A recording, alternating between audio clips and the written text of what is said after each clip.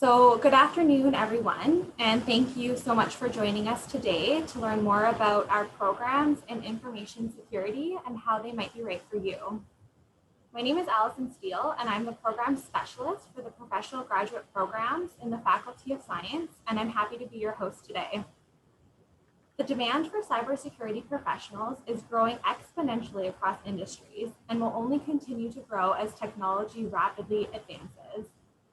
There is a significant need for people who can identify security threats, develop secure networks and products, and communicate insights to business leaders. That is one of the reasons why the Faculty of Science launched our new programs in information security, including our new Master of Information Security and Privacy. Before we start our information session today, a couple of housekeeping notes. We definitely want to hear from all of you, but we're going to mute you all, so microphones, in order for us to have the best sound quality and be able to hear our speakers. I'd also like to note that this presentation is being recorded. I would like to take this opportunity to acknowledge the traditional territories of the people of the Treaty 7 region in southern Alberta, which includes the Blackfoot Confederacy, comprising the Siksika, Piikani, and Kainai First Nations, as well as the Tsuut'ina First Nation and Stoney Nakoda, including the Chiniki, Bearspaw, and Wesley First Nations. The city of Calgary is also home to the Métis Nation of Alberta, Region 3. I'm sure there'll be lots of questions that come up during the presentation, but if you have any questions about your personal eligibility, please send an email to prograd.science@ucalgary.ca. This afternoon, I'm very pleased to connect you with our program director, Dr. Mike Jacobson, as well as one of our professors in the program, Dr. Ken Barker. We also have joining us an industry expert from the Security Professionals Information Exchange, which is also known as SPI, Bentley Rolfe. In addition, we have some of our team from the program, Carrie Thacker, Stephanie Patterson, and Amanda Fulton, as well as our internship coordinator, Kristen Chow. They'll be off camera and busy taking your questions and information throughout the presentation. They will also be monitoring the chat function today. Please ask any questions that you have in the chat and note that we will answer them at the end of the presentation during the Q&A period. During this hour-long presentation, you will learn more about the program and what we offer, as well as hear from our industry expert, followed by a brief overview of our internship program, and we will conclude with the presentation with a question and answer period. So without further ado, I would now like to hand this over to Mike to discuss the information security programs. Okay, great. Thank you, Allison. So yeah, my job is to provide a quick overview of the program. The main idea of the program is that we're aiming to provide opportunity for all of you to enter or transition into this really exciting, really fun, and really high demand and important profession, which is information security and privacy. So as Allison was saying, the need for people to work in this area is really clear. As an example, right now I'm teaching a second-year course to 150 students about just overall aspects of InfoSec and privacy. And one of the things I'm having them do is write a blog post and maintain a blog during the class. I have 5 students have to come up with topics, and I'm demanding that they have something really current. At the beginning, they were kind of worried, like, well, you know, is there going to be enough stuff to talk about, you know, with 5 of us having to post on different stuff? And the sad reality is that they've got no problem finding interesting and current topics within a day or two of them having to post. So there are always events happening that I'm sure we all know about. Another aspect of this is that it's really well known that there is a huge lack of qualified people working in the discipline. We just need way more people than are available. My favorite current example of this, you may have heard of the SolarWinds attack in the States, which is you know, one of the suppliers to a lot of U.S. government systems that was breached. And you know, just as evidence that, you know, lack of qualified people, and frustrating thing for those of us who work in the discipline is that a lot of the breaches are happening from just, you know, lack of trained people. And at least one of the problems that went wrong with SolarWinds is that one of the software update servers was using the default password, which is just SolarWinds 123. And so really elementary basic stuff that, if there were more well-trained people working in these things, a lot of things that are going wrong, could easily be prevented. And finally, the need for this, I just had a quick look at some current numbers just browsing online. And one of the things I saw was a worldwide projected need of 1.8 million people.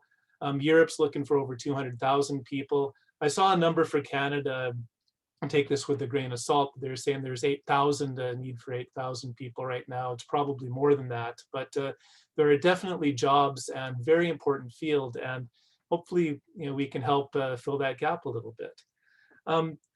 We, in our particular program, we're pretty proud of the fact that it's got a really good breadth to it.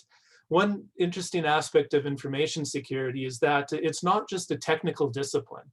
This is very important. You do have to have some good technical know-how of things work, but it also interfaces with the human element a lot. So there are issues with respect to policies and governance and law that are involved in this. And in our program, we aim to provide a fairly broad coverage of all of these aspects. So we're not just producing someone who can, work at the operating system level, but someone who at least is also aware of the broader picture and how this interfaces with people, because we believe that this is important to do this job effectively. Okay. Next slide, please, Allison. Okay, so our program is set up as a stackable certificate model. So there are 2 certificates that we will be offering starting in the coming fall. And these could be done in isolation if you're only interested in one of them, or you could do them together and work towards our higher credential, which is the Master's in Information Security. So the Network Certificate or Security Certificate, as I mentioned, we aim to provide pretty broad coverage. So there are very hands-on course. We have an ethical hacking lab, which is a lot of experts identify as one of the top skills that are in demand. So you will go into a lab and do this in a very hands-on manner and get some really technical skills there. The program also requires you to take one of 2 courses related to the policy side of things. So governance and risk management is one option. I believe that's the one that we're offering next year. Or the alternative is something about policies, standards, and programs. The other 2 courses are more sort of a foundational. So again, we've got the hands-on component. We have the upper level, higher level sort of policy procedures things, and then theoretical background. You'll learn about applied cryptography, a really important and fundamental tool in the discipline. I'll be teaching that one to you in October. And we also, it's a certificate in network security. So we have a course on network security and a lot of the main tools and techniques to help with that. Next slide, please, Allison. Oops, I think you skipped one. There you go. The second certificate we'll be offering next year is on data privacy. This is one of the, I think, exciting differentiating things that we have in our program as well. And I think what I've seen out there, a lot of programs that focus on the information security side, there aren't as many that cover this really important aspect in the discipline as well. How do you protect people's data, from breaches and other bad things happening? So here again, we've got the same sort of a mixture of very applied hands-on foundational stuff and upper level procedure and policies courses. You'll take a course on, again, policies, standards, and programs as part of data privacy as well. Private data management course, foundational sort of techniques and how you manage this at a implementation level. Applied cryptography is an option there as well. Again, really important tool in protecting the data at rest and in transit. Topics in data privacy, which gives more foundational material of techniques specifically related to privacy. And then again, we have a highly hands-on lab-based course, Privacy by Design. Okay. Thank you.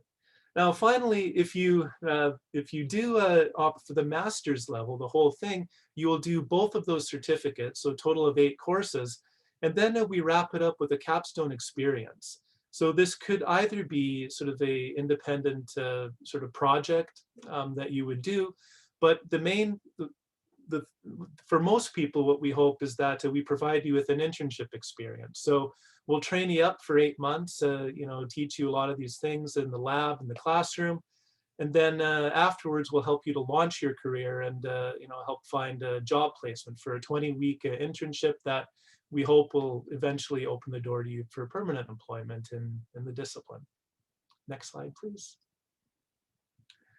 Okay, so hopefully you're now all excited and everyone's looking how to get into this. So here are some of the things that we're looking for. So we ask that applicants have a 4-year bachelor degree under their belt. 3.0 a GPA in the last 2 years is the threshold for admission. Having a computer science degree is advantageous. I mean, that certainly helps with the technical stuff that you'll be asked to do.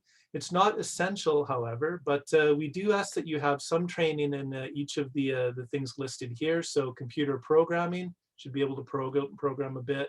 Algorithms and data structures, sort of the next level of that. And then either some expertise in operating systems or computer networks. So if you haven't taken the particular courses listed here, we can recommend alternates that you could do, for example, at Athabasca University in an online manner to train yourself up before you get in. We will also consider if you have equivalent sort of relevant work experience and you've obtained some expertise as part of whatever job you're working in now. Again, as Allison mentioned at the beginning, if you have questions about your eligibility, whether what you've done is suitable or not, we encourage you to contact our program administrators through the email on the slide here, prograd.science@ucalgary.ca. Next slide, please, Allison. All right, so we are going to be offering the first courses in fall 2021. You can enroll full or part-time, so you could take all 8 courses and get the whole program done within a year as a full-time student. Or if you aren't able to devote that much time to this, you want to do it part-time, you can do 1 certificate per year, for instance, and forget what the minimum is, but there is an opportunity to do that. I'm at least an optimist, so we are definitely planning to do all of this in person in class starting in September, if at all possible. This is, of course, not totally under our control. There are other factors like COVID that may get in the way of this. But what we have at least done is we're trying to hedge our bets so that really hands-on courses will all be offered in the winter. So everything in the fall, if we're still forced to do things online, we'll be able to deliver the content. And hopefully by winter at least, things are cleared up and we can get you in the classroom and doing the hands-on stuff. The schedule or pattern for the classes is we do the in-class lectures, and hopefully in person, perhaps virtually if necessary, in the first week of the month. So it'll be 1 intensive week of classroom training. And then you'll spend the next 2 weeks just completing coursework and working on some of the assignments and projects relevant to the course. And we'll do that 1 course per month through the fall, then again in the winter. Next slide, please, Allison. Here's the schedule that you can expect. So we'll lead off with the policy standards and programs course. Idea being to provide you with an overview of the discipline at the level of procedures and policies. To know what are some of the issues, what's going on, what you should be worried about. Then we'll get into some of the foundational stuff. I'll go with applied crypto in October, followed by private data management and governance and risk management to round off the term. So what we're roughly doing is that we have 2 courses from each of the certificates offered in each term. So if you're going to do this part-time or you just want to do, say, data privacy, you would just take 2 courses in the fall and then another 2 in the winter. Okay, next slide, please. And then the winter, as promised, our hands-on labs are there. So we'll do ethical hacking in January. Topics and data privacy follows in February. Network security, kind of putting it all together on the NetSec side, all the stuff that you've learned and putting that together in the last one will be in, I guess, April. And the privacy by design lab, the hands-on component for the data privacy certificate is in March. And then once you've learned all the stuff we can teach you, you will go into the internship, hopefully, in May. Next slide, please, Allison. And that's it for me. So looking forward to your questions. As next we'll hear from Bentley. Great, thank you, Mike. Welcome, Bentley. We're so happy to have you join us. Good We've afternoon, everyone. got some discussion points that we'd like to go over with you. If you have anything you'd like to add, just feel free. And I'm sure there'll be some questions for you at the end as well. So why don't we start off with how you got into your line of work and became involved with SPY? Any Star Wars fans out there? In a galaxy long ago, in a galaxy far, far away, I started my career well over 20 years ago, and I graduated from the University of Alberta with a computing science degree. And I knew I wanted to be in computer networks at some point. I did a couple of summer terms with that company, and they eventually hired me full time. So once I got the taste of security, it's really, I knew that's what I wanted to do, and was looking for the next level at that company, which led to other jobs within that company. And then I ended up starting a position when this thing called the interweave started, like about 97. It was very interesting and challenging, so just dug right in there, and allowed me to network throughout the industry within Canada, basically, and even into the States. So it just was a leaping or a stepping stone to other opportunities. So the other piece from a SPY perspective is it gave me the opportunity to network with peers and other people that were looking for work and understand what was the current technology and concerns of various organizations. So it allowed me to give back to the industry by joining SPY and other groups like Osaka and the KIPS Security SIG and others.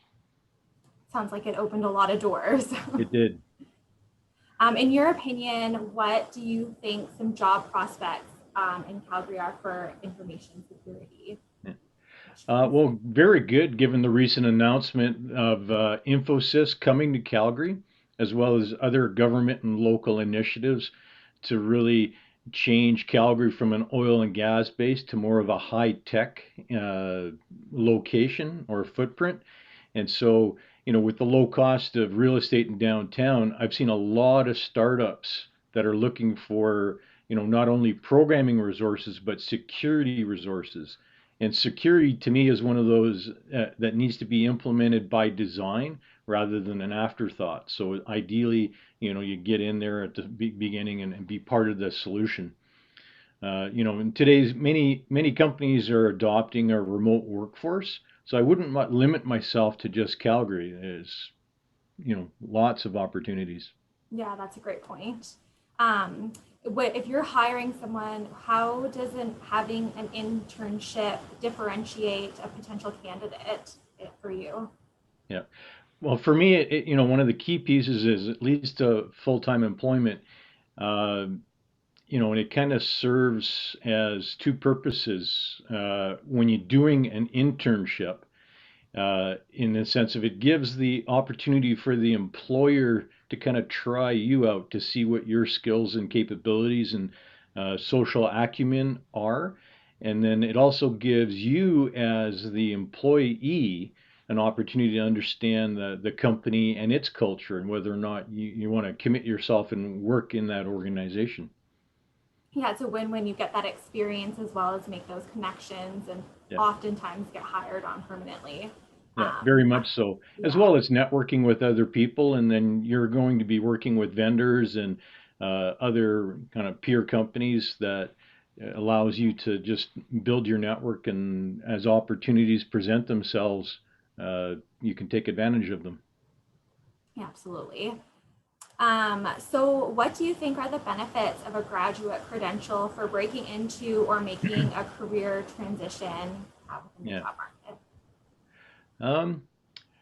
The graduate credential, it really differentiates yourself from all of the applicants that are in one of my more recent posts there were over 200 applicants, which is quite something to kind of get through, but it's one of those little things that would potentially differentiate yourself. The other thing you need to be cognizant of is a lot of the larger firms have a call it machine filter that filters off initial pieces, and so as you're applying, you need to highlight those things that are matching the posting, and if you've taken them in your program, mention that and make sure it's part of the resume and the requirements and part of your skill set.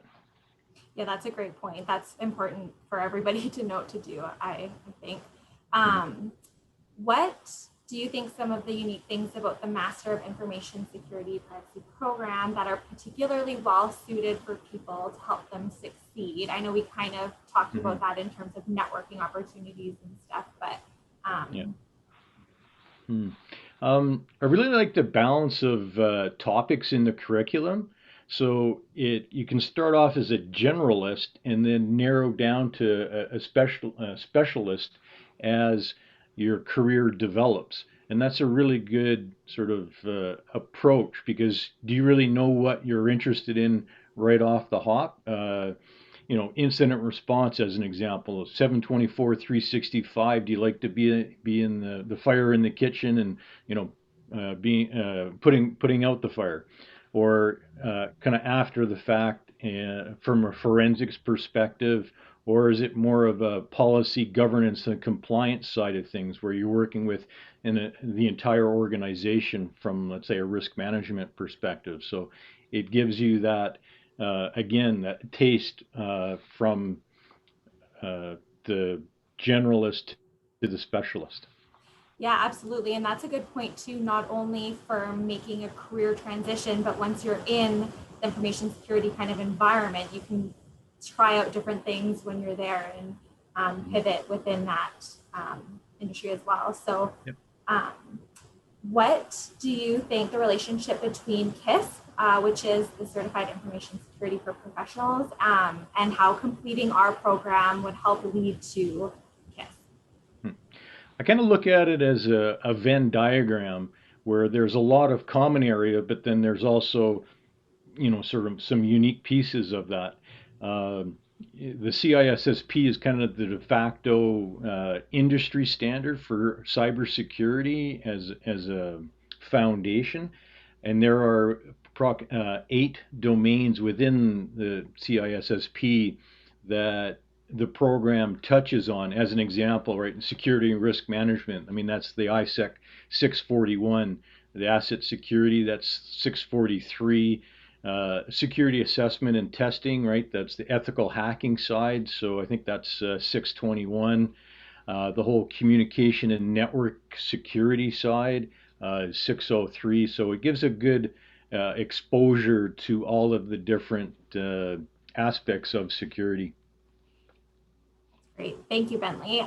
So there's no more questions that I have, but I don't know if Mike or Ken, you have any questions for Bentley, or Bentley, if you have anything that you'd like to add as a afterthought, kind of. If not, we can move on. I'm sure people have questions for you at the end.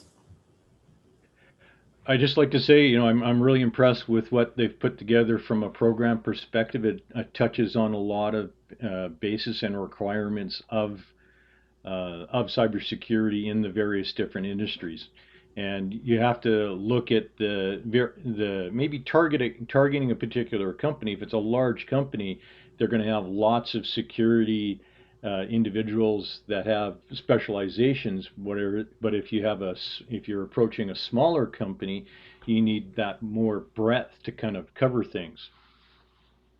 Yeah, absolutely. Well, thank you, Bentley. We're going to move on to Kristen Chow to give a brief overview of our internship program. Hi, everyone. Thanks for joining us today.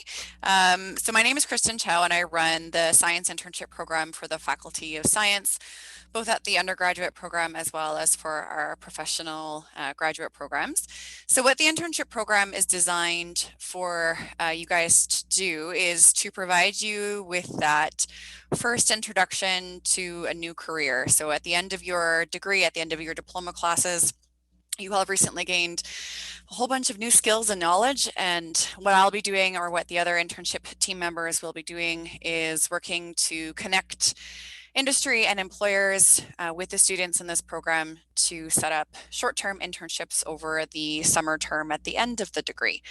So these internships are 200-hour internships. They're designed to be short-term exposure, an introduction to the industry, and a way for you to kind of test your skills and put those professional skills to practice. So the internship is a culmination of everything that you've been working towards, as well as a chance to apply those skills and to get some great experience, to build your professional network, as well as to explore a possible career path. So over the next year, we'll be working hard to develop more industry contacts and get an exciting array of positions available for you to start in once you finish the remainder of your diploma. If you have any questions, you're welcome to pop them in the chat. You're also welcome to connect with us via email afterwards. Great. Thanks, Kristen. So here's just a slide on our tuition and fees, and we'll include a link to view this in more detail. So you can look at it after, get a better idea. So we'll add that to the chat. And now we'll commence to the question and answer period. So maybe before we do that, Mike, Ken, is there anything that you want to add before we get into the Q&A, or? Go for it. I think I've said my piece. I'm ready for questions. Awesome. Okay. So let's see here. We've got some questions on what educational or professional background is required in order to apply for the program. And so we do not require our students to enter with an information security background. Specifically, however, we do require students to demonstrate an understanding of computer programming, algorithms, data structures, and either operating systems or computer networks at an undergraduate level. So it's just to have a background is required, and that's just so you can be the most successful student possible in the program. Another question we have is, how does the MISP compare to computer science? So thesis-based Master of Science and the Master of Information Security and Privacy are two separate and distinct programs. Each are geared toward people with different end goals. So a thesis-based degree are often for people looking to enter academia, whereas our program is more focused on how you can use information security in a professional setting. So there's a question about giving some examples of ISAC, so the information security being applied to the real world. So we can include some links for you to explore that afterward. But as it was mentioned by both Mike and Bentley, there's such a growing demand for information security professionals, not just in Calgary, but in the world.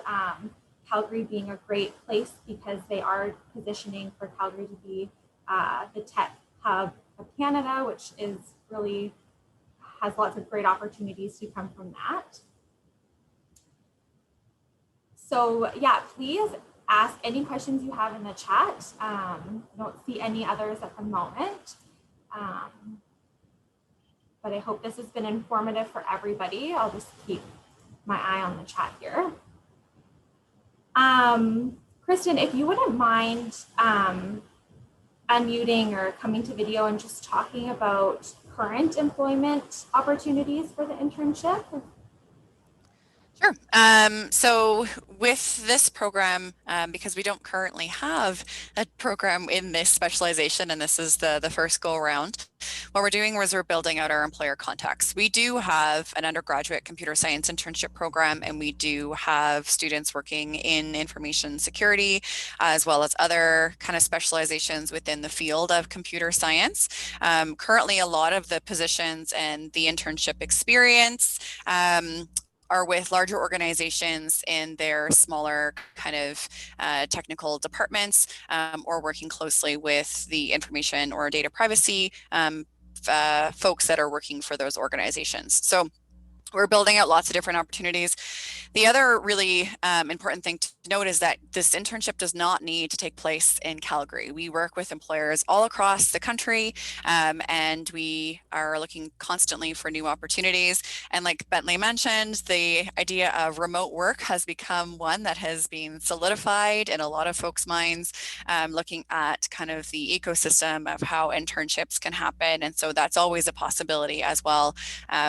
For the data science folks that are doing their internship now, we do have quite a number of them working remotely outside of the city. And so that's something that we can look forward to doing as well. Looking forward to this internship program. So with the internship and the way that it's designed, you cannot use previous work experience towards the internship. This is designed to be a new experience applied after you've taken the academic components, as well as applying that knowledge to a new position. In addition, you cannot use your day-to-day position towards the internship. So you can work with your current company. What we'll do is support you as well as your current employer to build out a separate 200-hour project that will take place after the diploma courses are finished, so that we can allow you to meet the internship requirements for that component as well. Yeah, I think I should say there is also the capstone option as well. So if you don't want to do the internship, for instance, if you're already working with a company, you could just do a capstone project possibly within your company as an equivalent way of meeting that program requirement. So I think I saw Will's question. I think that would probably work in your case. You would just find some project that's of interest to you and your employer, and we could probably do that as the capstone project instead of an internship, and meet things that way. Yeah, that project would actually fit for both, because if your employer was willing to pay you to turn it into a separate project for those 200 hours, this is currently what we're doing for a lot of our students going through the data. Is they're all working in the field already, but what they're doing is identifying these opportunities within their current employer for growth and for improvement, or for a way to pivot their career. And we have some really fantastic and supportive employers in Calgary that are excited about the opportunities that these kind of smaller consulting projects that these students are have now the skills to take on. So both of these pieces and a project like this, or with your question, Will, it could easily fit with either of those, and we're here to support and make sure that happens so that you can do it in the way that best suits your future career path. Yeah, I think that's a good way of saying it, Kristen. But it's important to realize that this is a professional master's degree. So the goal here is to get our students as quickly as possible into the professional workplace. And in some cases, some of the students will be coming from a workplace where they're attempting to pivot their career direction effectively. So we're going to be very open and willing to work with our students around the internship thing, to allow them to be a value add on any kind of internship aspect that they might be taking on at their current employer, because that might open up all sorts of opportunities for them where they're at right now. Having said that, what the internship cannot be is, I was a web developer before, I'm still a web developer, I'm going to do web development for my internship. That's really not the goal here. But if we can find a way to have you pivot with your current employer into, for example, how do you build secure web pages? How do you do informed consent notification in that web development? Aspects of security and privacy then we're going to be very creative in how we set up the internships, because ultimately these programs are for you and for your career development, and not necessarily for us to hit a bunch of checkbox that you might think of as a typical undergraduate student. Yeah, absolutely, Ken. That's completely accurate.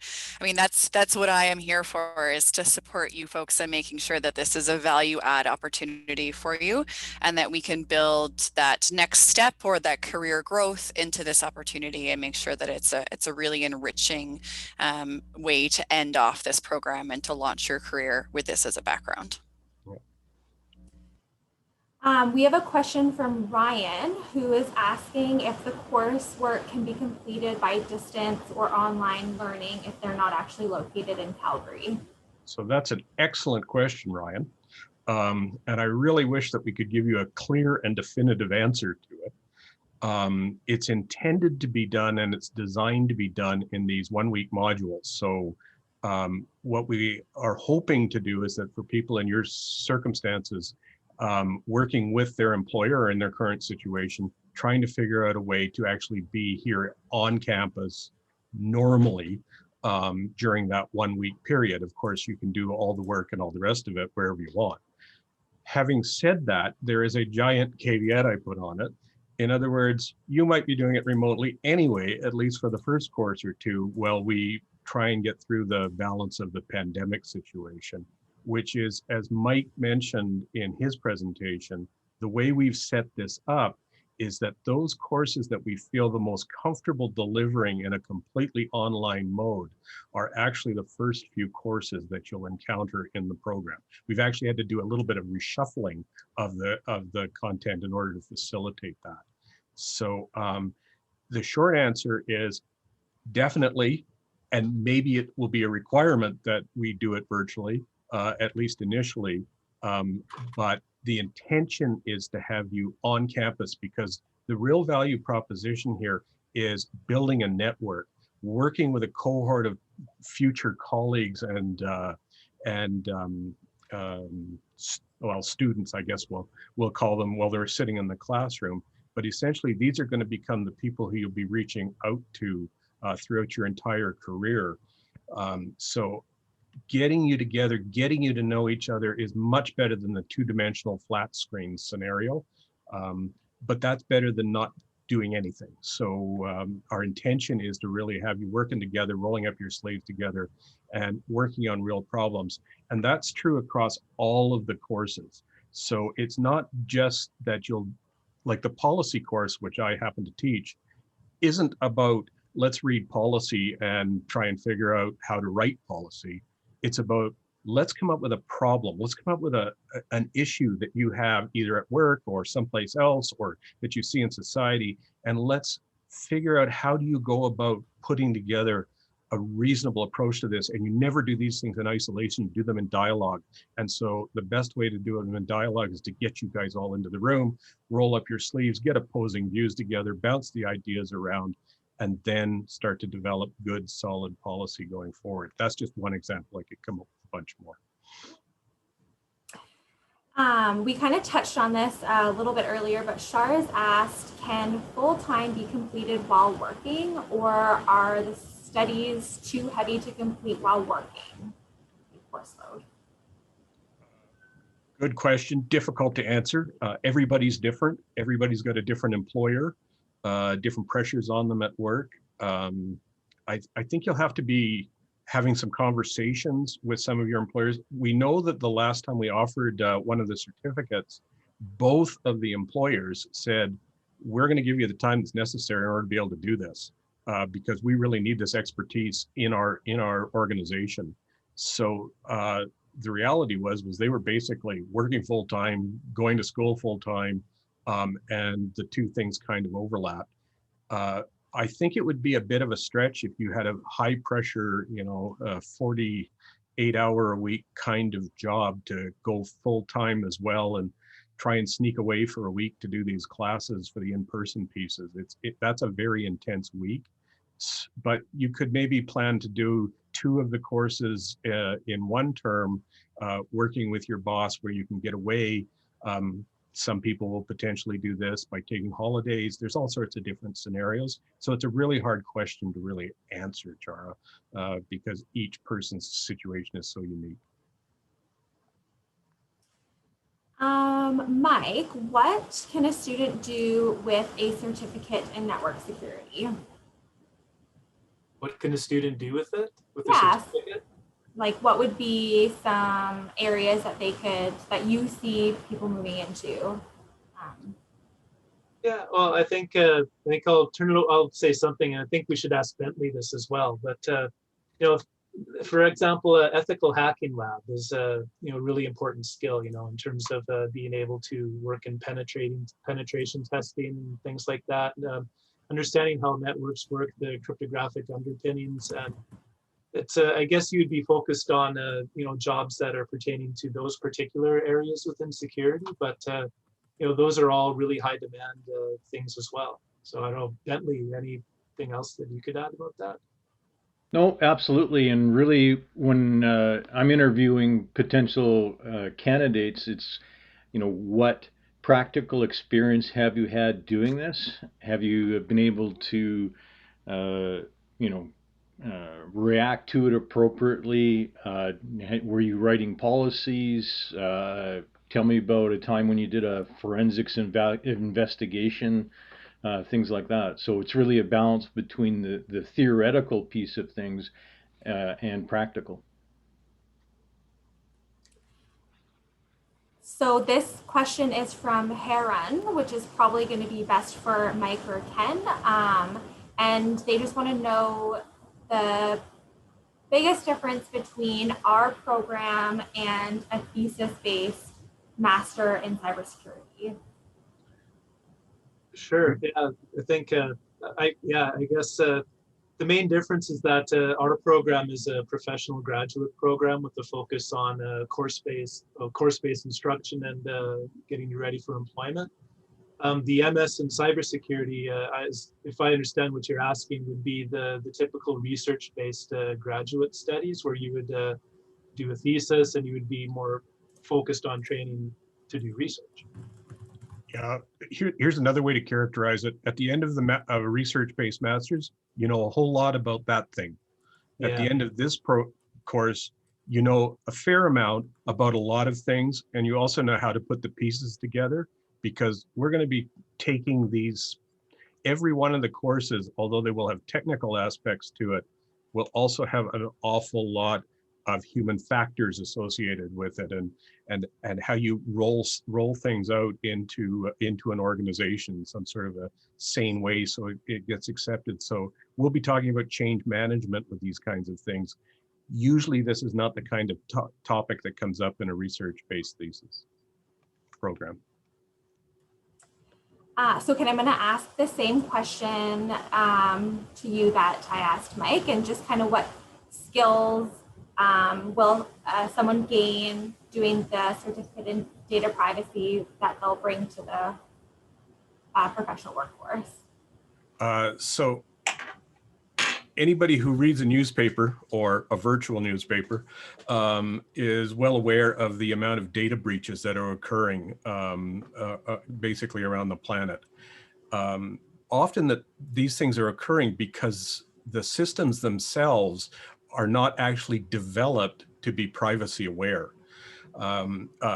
If you're a software developer, your primary goal in life is to meet the functional requirements associated with whatever the software is that you're trying to develop. And only secondarily do you almost think about whether or not this is actually violating folks' privacy in that time. There is an increasing need, both within organizations, within businesses, and within the government, to actually be able to produce systems, software, processes, et cetera, that are actually privacy aware and privacy protective. So this program is about understanding that right from the point of view of how do you interpret a policy coming out of the government in terms of here's what's required. For example, HIPAA in the US, HIA, how medical data is handled, what the implications are, what the interpretations are, how you build that into the systems and processes that you would actually be implementing in your day-to-day operations? And then how do you protect the data underneath it? We'll talk about things like, can you truly anonymize data? The media loves to say things like, oh, it's not a problem, I've anonymized the data. I worked for 15 years doing nothing but de-anonymizing data. Now we call it data science, data mining, machine learning. Those things are doing actually pretty well still. And by the way, I made an awful lot of money doing that because I was really good at it. It's not as difficult to de-anonymize data as people think, but if you can put systems, processes, and mechanisms in place, then you can actually start to truly protect it in a meaningful way. And we'll cover all of that. So you would be of value to companies, you'd be of value to governments. I can't say how many times I've talked to the Privacy Commissioner of Alberta who said, please, please, please send me more people. I have one technical person in the province. So there's definitely an open marketplace for this. And it's a high value opportunity, I think, for lots of people. Great, thank you. One point that I wanted to make was Ken brings up a good point as far as it's more than just technology, and I see security as being built on 3 pillars: people, process, and technology. Each one of those has a different maturity level and is required to have a good security posture. Absolutely. So I'll give you another example just for fun. I actually started working as a Tiger Team person, which we would now call a penetration tester, back in probably the late 70s. And I was hired to break into one of the systems. This was the way we used to do it. You'd hire somebody who had good expertise and say, can you break my system? And so I was hired to break in, and they thought I was going to do all sorts of technical things to figure out how to crack into their systems. Instead, what I did was I went and talked to the receptionist for about 15 minutes, got her password, used that to get into the system, and took complete control of it within 15 minutes. If all you think about it is through a technical lens, you're very vulnerable. So bottom line is, we're going to bring all of this kind of information to your forefront so that you're thinking about this in a very much more strategic way. Wow, yeah, that's a really great point. So we have, it just looks like one final question that Ryan asked, and he's wondering how evaluations are done, whether it's through coursework, midterms, final exams. Just elaborate on how that gets assessed. Yeah, so I don't think any of us do exams in any of these courses. It's coursework and usually a little mini capstone project per course. Yeah, the exam from our perspective is the day after you complete the course and you go to work. Yeah. The most important exam of all. Yeah. Well then, if there's no further questions, we can give everyone the gift of time, and you can send us an email to prograd.science@ucalgary.ca. And just thanks again so much, Bentley, for joining us as our industry expert, and for Mike and Ken. It's been a pleasure to have you. So I don't know if you have any final words or anything. I think Jennifer Ray has a question. Maybe you could put up the slide with the costs. Oh, absolutely. I'd be happy to. And we will include the link. I'll do that right now to the chat where you can see this on our website. You'll be able to see it there in our chat.